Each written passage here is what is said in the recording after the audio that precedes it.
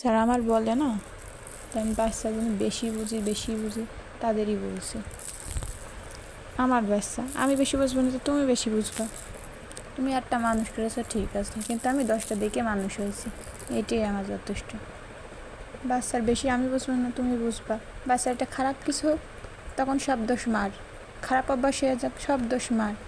আর এখন ভালো অভ্যাস বলে কথা আমার এর মতো ওর মতো সব জাতের ধারা ভালো, ওটা তো এমনিতেই ভালো এখন বলছো। আর যখন খারাপ কোনো অভ্যাস হয়ে যাবে তখন ওই মার দোষ।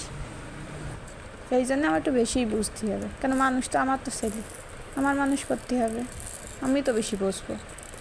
এই বাচ্চার জন্য আমার অনেক কাঁদতে হয়েছে, আল্লাহর কাছে চেয়ে নিতে হয়েছে। হ্যাঁ, এই বাচ্চা ভালো হবে না তা কী হবে, তোমার কাছে ছেড়ে দিই।